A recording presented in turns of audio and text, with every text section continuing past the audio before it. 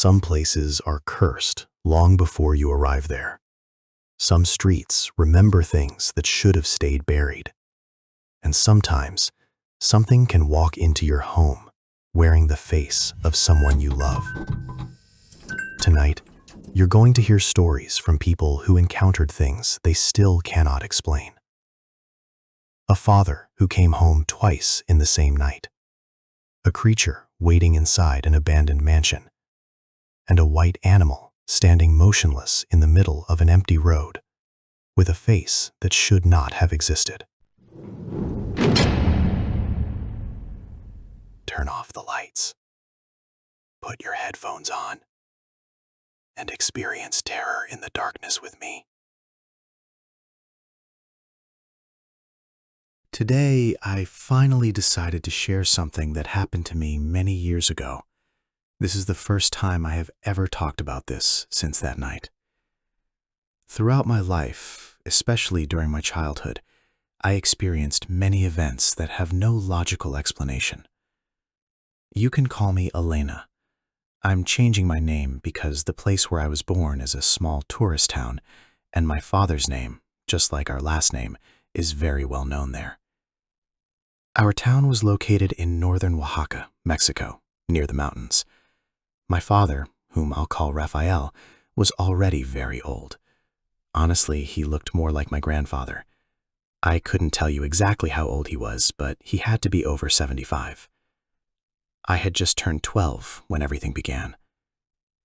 That night, I was with my younger sister, whom I'll call Sophie, and she was only 8 years old at the time. Yes, he really was that old. My sister and I were outside playing with a few neighborhood kids in the street in front of our house. We lived almost directly across from a cemetery. In fact, people in town literally called our road Cemetery Lane. People used to say all kinds of things about that street. That someone had been frightened while walking there at night. That one evening a man was passing through when something invisible suddenly slapped him across the face. That some neighbors had seen a figure standing silently in the middle of the road. One woman swore she had seen an elegant man in a dark suit standing motionless in front of the cemetery exactly at midnight. Even my mother had her own experience. One random night, very late, she opened the window and saw a well-dressed man approaching from the darkness, carrying 2 enormous suitcases, one in each hand. But when he got closer, she screamed. She ran into my room, splashed holy water on us, and began praying out loud. She swore those weren't suitcases. She said they looked like 2 coffins. I remember hearing them dragging along the pavement outside, while the neighborhood dogs cried uncontrollably. Our street was extremely dark. There were maybe 6 houses total. The family next door owned a lot of dogs. One evening, my sister and I were distracted outside playing when my father called us inside. He was going to visit some relatives. It was around 7 at night. Because I was the older one, he gave me very specific instructions. Stay inside the house. Lock everything. Go to sleep. He said he didn't know what time he'd be back. What I'm about to tell you happened exactly the way I describe it. As soon as he left, we stayed indoors for a little while, but it was still early, and I knew he wouldn't return anytime soon.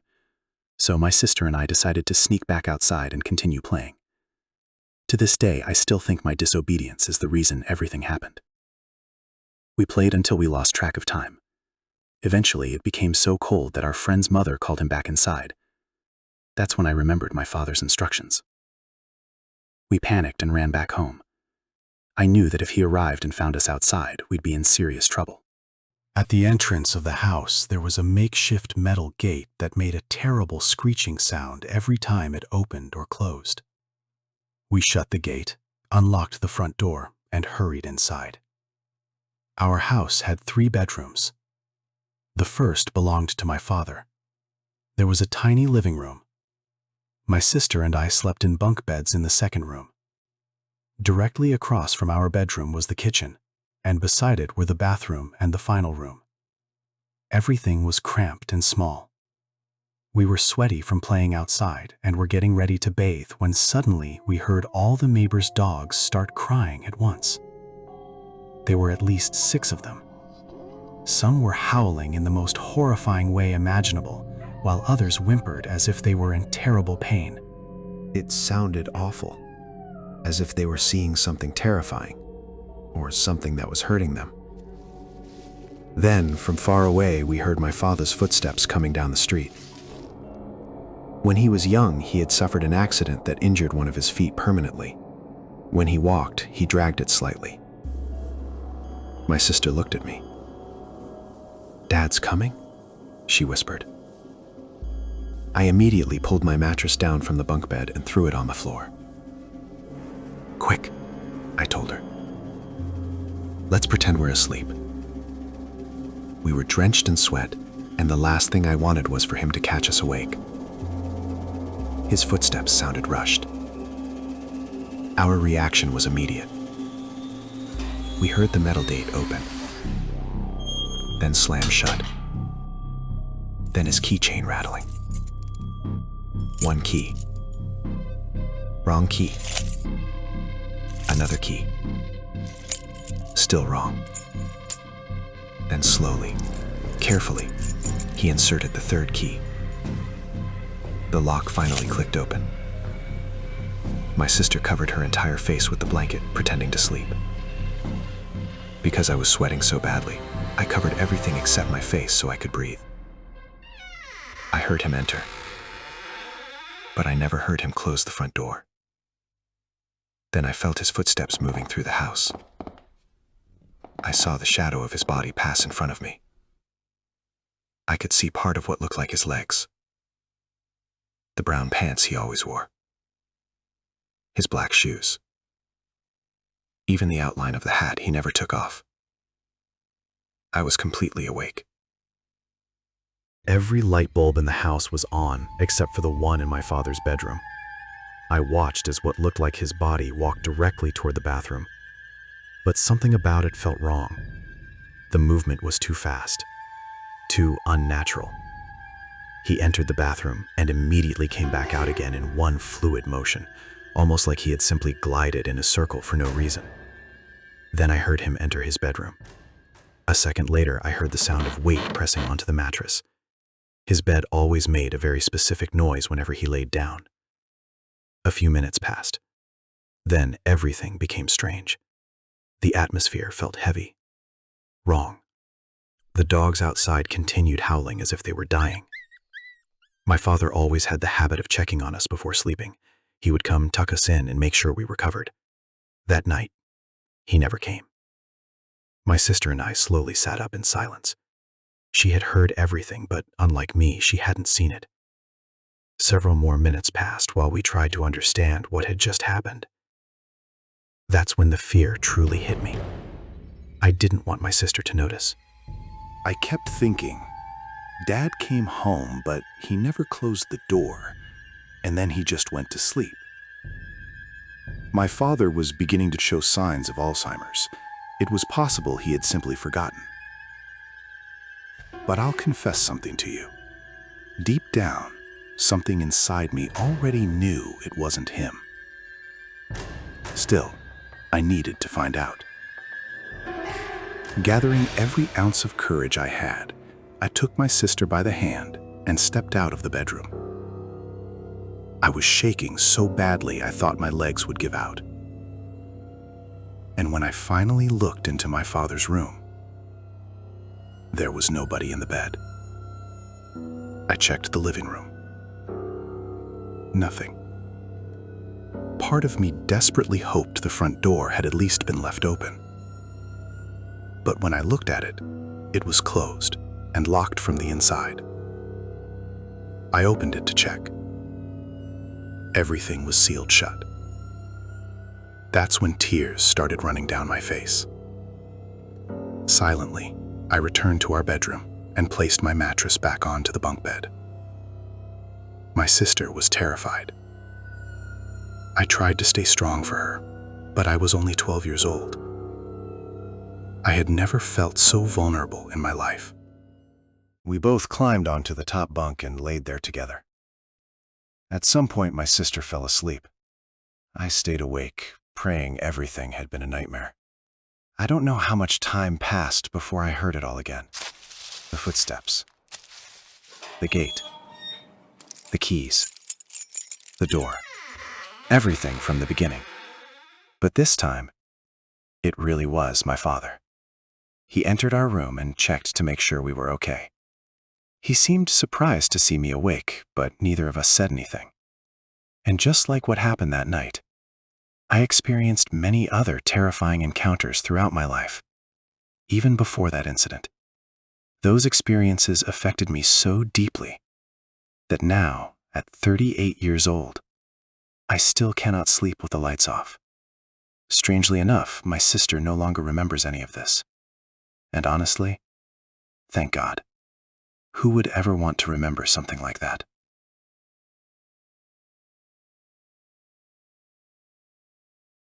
My name is Adrian. I live in Monterrey, Mexico. To this day, my mind still hasn't fully processed it. This happened in 2020, during the months when the city suffered constant blackouts after the summer storms. If you've never lived through something like that, it's hard to explain. It wasn't just a power outage. It felt like somebody had turned off the sun itself. A heavy darkness that crawled into your bones. Monterrey is usually loud, alive with traffic, music, barking dogs, people everywhere. But during those nights, the city became eerily silent. The only sounds came from distant generators humming somewhere far away, and the unbearable heat that never let up. Electricity only came back for an hour or two each day if we were lucky. The rest of the time, everything stayed buried in darkness. But, like everyone else, we adapted. People sat outside their homes at night talking on porches to escape the suffocating heat indoors. My friends and I had our own routine. We moved from neighborhood to neighborhood, chasing whatever blocks temporarily had electricity so we could charge our phones or simply feel a fan blowing air again. One evening, my two friends, Chris and Ethan, and I had spent the afternoon near the Riverwalk downtown because the power had failed again across our entire district. By around 6 in the evening, the sky had turned deep orange and purple. Normally, sunsets there are beautiful, but back then, sunsets felt like warnings. They meant the real darkness was coming. We decided to walk home. The area we crossed was strange. Some sections had apartment buildings and houses, but others were just huge abandoned lots filled with overgrown weeds and twisted trees that looked like claws reaching out from the earth. Places forgotten by everyone. We were joking around when Chris suddenly stopped. "Yo, look at that," he said quietly. There was a hole ripped through a tall chain-link fence. Behind it stretched a massive abandoned property, and far in the distance, maybe 500 feet away, stood the silhouette of a 2-story mansion against the fading light. It looked like a skull. Its windows resembled empty eye sockets. The three of us stared at the hole in the fence, then at the house, then at each other. The exact same stupid idea crossed all our minds, but I was the one who finally said it out loud. What if we do a quick urban exploration run? Ethan immediately shook his head. "Absolutely not," he snapped. "It's about to get dark. There's probably snakes or crackheads in there. Let's just go." But Chris was the type who loved adrenaline. His eyes lit up instantly. "Come on," he said. "What's the worst that could happen? 5 minutes in and out." And before we could really think about it, we were already climbing through the hole in the fence. Chris led the way excitedly. I followed behind him while dry branches scratched against my ankles. Ethan walked behind us, muttering nonstop. "This is a bad idea," he kept saying. "Seriously, I've got a terrible feeling about this." The weeds reached almost to our waists. The sound of us forcing our way through them was the only thing we could hear. As we got closer, the mansion looked larger and larger. You could tell it had once been beautiful. Now it was rotting apart. Paint peeled off the walls like dead skin. About halfway there, Ethan stopped completely. "You know what? Screw this," he said nervously. "I'm going back." And without waiting for an answer, he turned around and disappeared into the weeds. Chris just shrugged. More adventure for us? When we finally reached the house, The smell hit us immediately. Rot, humidity, mold, and something else underneath it. Something sweet and rotten. The front door hung broken from one hinge. "You ready?" Chris asked while turning on his phone flashlight. I nodded even though my heart was pounding. We stepped inside. The darkness in there felt thick, almost solid. Chris's flashlight beam danced across stained walls and ruined furniture covered by dusty sheets. Broken glass and debris cracked under our shoes. "Let's check upstairs," Chris whispered, as if he was afraid of waking somebody. I turned on my phone flashlight too, and together our beams cut through the blackness. Upstairs, there was a long hallway lined with several doors. The first room was empty, except for an old rocking chair in the corner. But the last room at the end of the hallway, that's where everything went wrong. Chris shined his flashlight inside. It looked like an old bedroom. There was a bed frame without a mattress, an open wardrobe, and in the farthest corner, something. At first, we couldn't tell what it was. It wasn't clearly human, but it didn't look like an animal either. It was like a patch of darkness denser than the rest of the room, a vaguely humanoid shape with proportions that made no sense, twisted in a way a body should never bend. "What the hell is that?" Chris whispered. I held my breath. My brain desperately tried to rationalize it. A mannequin, a pile of trash, anything logical. I pointed my flashlight directly at it too, and the instant both beams of light landed on the figure, it moved. It didn't jump. It contracted, like an insect folding into itself with impossible speed. And then we heard a sound I will never forget. A wet, cracking noise, like bones dislocating one by one. Neither of us screamed. The fear was too pure, too absolute. It stole the air from our lungs. Pure animal instinct took over. We turned and ran. We ran for our lives. Down the stairs, across the hallway. I nearly launched myself down the final steps.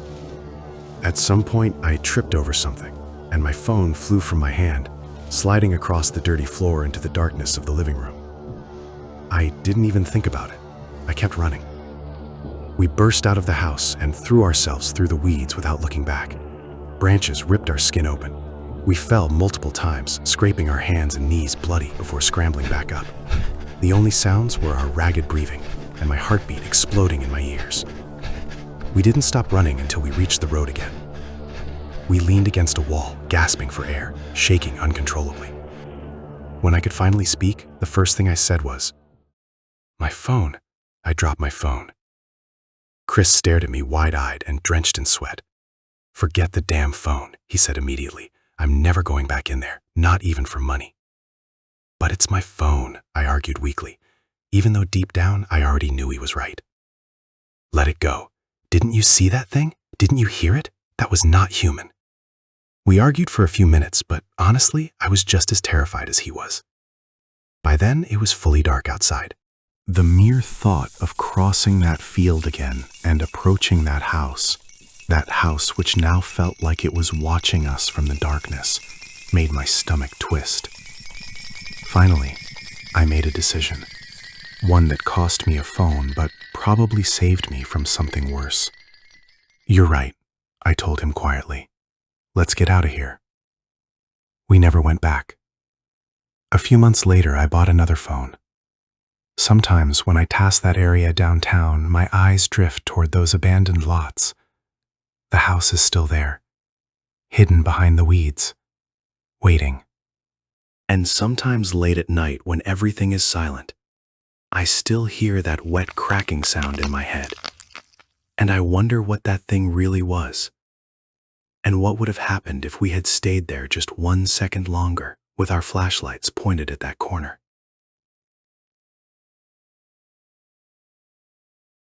I'd like to share my story because I believe it's truly inexplicable. It happened on Friday, October 24th, 2011. I was at my mother's house with my small children, waiting for my husband to return from work. It was already late, around 11:30 at night, and everyone was exhausted. My sisters and mother had gone to bed already, but my baby wouldn't stop crying, so I stayed awake trying to calm him. A little before midnight, my husband finally arrived. He had been drinking somewhat, and after hearing my sisters complain about the baby crying, he suggested we just head home. So we left. He drove. I held the baby in my arms, and our older daughter slept in the back seat, wrapped in a blanket. The drive home was short, maybe 20 minutes. Everything was normal until, only a few minutes away from our house, we saw something strange in the distance. A white cat, much larger than normal. It sat motionless in the middle of the road near a speed bump. At first, I wasn't scared. But as we got closer, I realized something was horribly wrong with its head. It wasn't round. It looked flat, almost like a white paper plate. My husband noticed it too. And when we pulled up directly in front of it, the animal suddenly began walking backward, not turning around, walking backward while balancing on its front legs like something from a nightmare. Then it slipped underneath our car. We heard something brushing against the underside and the tires as it moved beneath us. My husband slammed on the brakes and reached for the door handle. I screamed at him not to get out. "That's not normal," I told him. He froze, then slowly closed the door again. Both of us stared through the rearview mirror. We watched that thing continue walking backward until it disappeared into an empty field beside the road. We sat there completely frozen. The fear sobered my husband instantly. There was no blood, no sound, no sign of any animal at all. Only that horrible silence left behind by something impossible. Even now, I still don't understand what we saw that night. I'm not a superstitious person, but I know what we saw was real. Thank you for visiting my channel tonight, and congratulations on surviving until the end. Special regards to my 4 subscribers. You are officially part of the channel before it becomes haunted by the algorithm. If you enjoyed the video, please leave a like and share it with another horror lover. Now lock your doors, check the hallway one last time, and try to get some sleep. I'll see you next week with more horror stories.